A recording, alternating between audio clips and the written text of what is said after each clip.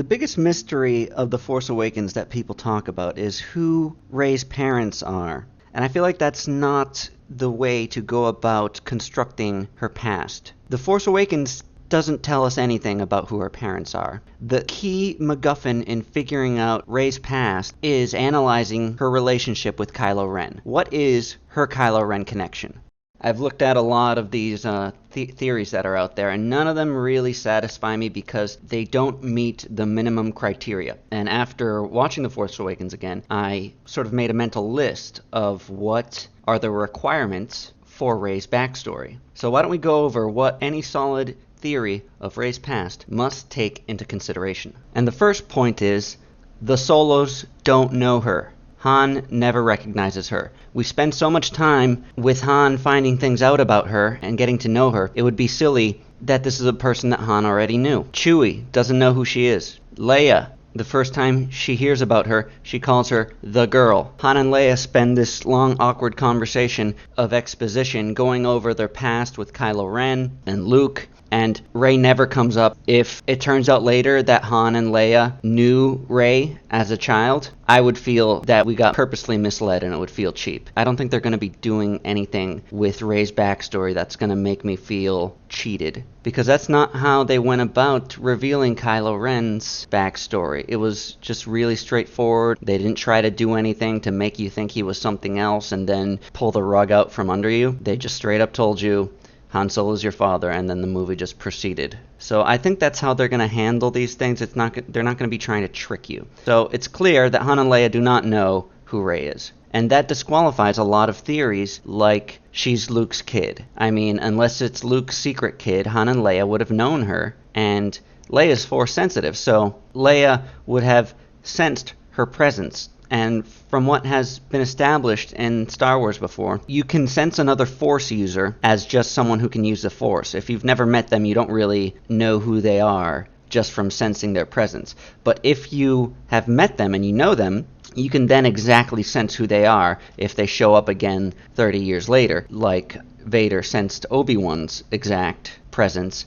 but he didn't know his son was flying the X-Wing that he was about to shoot at. He just knew it was another Force user. But then later, throughout the original trilogy, he can sense Luke, and Luke's aware that Vader can sense his presence. You can sense exact people if they've been in your life before.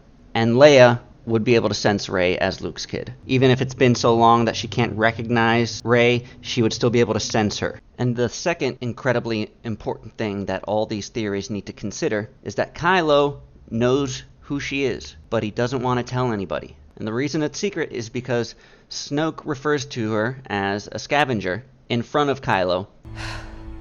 The scavenger resisted you. She is strong with the Force. Untrained, but stronger than she knows. Kylo doesn't, hey, no, she's not. She's actually, my little mini Jedi that I knew.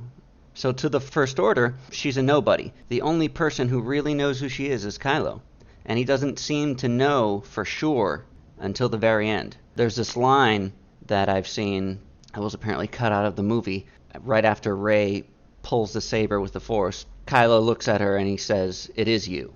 And I hear that that's still in the novelization, but it was snatched out of the movie. And but even without that, it's still clear. It's so clear that Kylo knows her. In the Star Destroyer, when the Imperial officer comes to him and he tells them that.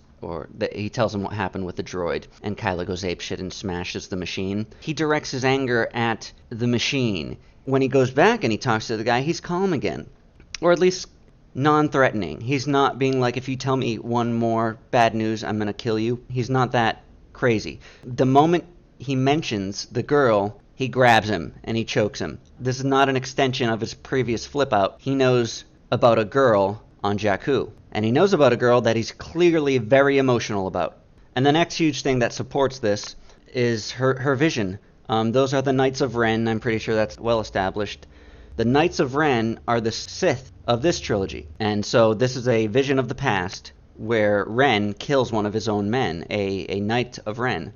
And it seems pretty clear that he's saving Rey from the Knights of Ren in this flashback. And I've heard some people say that in the flashback, just because she's there in the vision doesn't mean she was there actually when that took place. because obviously she wasn't in Cloud City, but she had a vision of Cloud City. It just, I feel very strongly that the way they cut it, the way the shot seems to intend to tell you what happened, she was there. Too many people are like looking at her. And right after the scene, we see her being dumped on Jakku by what she thinks are her parents. And I think at this point it's pretty well established that it is Kylo Ren who left her there. I've heard this been disputed because Kylo is so close to her age. It would have been odd for him as like a 15-year-old or 14-year-old to pilot the ship and leave her there at such a young age. And some of the novelization dialogue gave dialogue to her parents, and they weren't talking like a kid, like they were saying, calling her sweetheart and stuff, and it just didn't seem like it was a young Kylo leaving her there. But my theory has an explanation about that. And the last point that establishes the relationship between Rey and Kylo Ren is that somebody who was likely Force sensitive is the one who dumped her on Jakku, because it's clear that she's been mind wiped into needing to wait on Jakku for her family to come get her. And that supports it was Kylo, because he saved her and he's trying to get her out of the equation, and he needs her to stay there so that she doesn't get killed. Another important fact to consider when constructing a theory is it's a very odd set of circumstances, the way Kylo treats Rey and his knowledge of who she is. The moment someone says girl on Jakku, he thinks of one person. He knows exactly who she is, but then he's also very surprised when she's Force sensitive. And then at the end of the movie, when it's confirmed that she's one of the best Force users, instead of that making him think that maybe he was wrong about who she is, it makes him extremely sure of who she is. So this is somebody probably who he expected to be Force sensitive, turned out to not be Force sensitive, and then when he found out he was wrong about it, he knows that he was wrong from the beginning. He was wrong for leaving her on Jakku. If she is one of the most powerful Force users, he would want her on his side. He would have recruited her, but instead he left her there because he just wanted her safe and she was no good to him. So those are the things you need to answer to when you construct the theory. The Solos don't know her, and she has a very complicated, specific relationship with Kylo Ren that needs to be accounted for. And here's the explanation that I came up with that accounts for all of these things. So I'm just going to tell you. Here it is. Rey is a clone of Kylo Ren. So let me just explain why this makes sense in the whole story and scheme of things. Kylo Ren wanted to make a Force-sensitive clone army.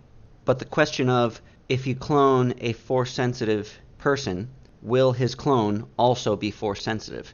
That is a question that hasn't been answered before in the Star Wars history that we know.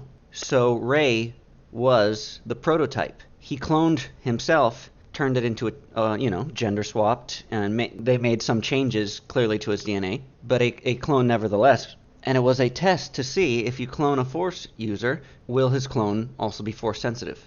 If they were Force sensitive, then he would proceed and make an army of clones that are Force sensitive. And this was the way he was going to repopulate the galaxy with Jedis. Luke was trying to start a Jedi Academy and teaching people. Meanwhile, Kylo Ren was trying to take a shortcut. This disagreement between him and Luke is probably at the core of when they had a falling out and Kylo started turning to the dark side. And this theory has a lot of precedent in the old Star Wars canon. A character named Jorah C'Baoth.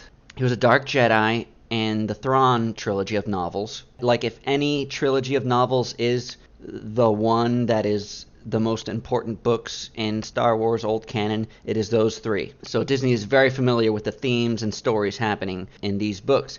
And Jorah C'Baoth is a clone of the original Jorah C'Baoth. And at the end of the trilogy, Luke fights a clone of himself that was cloned, if I remember correctly, from the hand that he lost in Cloud City. And these clones are Force sensitive. Another similar story in a very well-known game, Jedi Knight 2 Jedi Outcast, a fallen student of Luke tries to create an artificial army of Dark Jedis. And a big sort of theme in the game is that it's wrong to just artificially give people the Force, and it's best for people to be trained in it in the traditional way. So against Luke's wishes, Kylo went and cloned himself. And he let her grow about to the age of when the prequels tell us that kids eventually become force sensitive, like whatever age she is in the Vision. That looks like about how big the kids are in Yoda's school. And it turns out she's just not developing the Force. She doesn't have any abilities, and Kylo is wrong, and the clone army just isn't going to work. By this point, Kylo has already turned to the dark side, and he's part of the Knights of Ren, and he's been with Rey since she was cloned, and he's developed a relationship with her. But at this point, she is useless to the Knights of Ren, she has no ability, and she knows too much. So they want to kill her, and that's why Kylo kills them, as we see in the Vision, and saves her, and he leaves her on Jakku. Because of that bond they developed over time, he sees that as weakness. He sees his love as weakness, and he can't have her pulling him to the light. He pushes her away so that he can embrace the dark side. That's why he's so passionate about her. That's why he flips out when he learns about a girl on Jakku, because he loves her. This is basically his daughter, like a clone of Jango Fett. Jango Fett treated Boba Fett like his son, even though he was a clone. There's so much precedent for this in the Star Wars movies, and that's how Kylo was beginning to see Rey like his daughter. That is Kylo's biggest struggle in the movie, to stay dark. So this is basically, the girl means the light side for him, and that's why he's so passionate about it. But he dumped her on Jakku because he needed her out of the equation. She wasn't force sensitive, but he loved her. His army failed. So when he finds out about a girl, that's why he's so pissed. But then when he finds out she's force sensitive, that's why he's so freaked out, because this means he was wrong about it. And because Rey is this beam of light in his life, that's why he doesn't tell Snoke who she is. Because he spends the movie convincing Snoke that he's all dark side, and this is his weakness. So he doesn't show his weakness to Snoke, he hides it from him.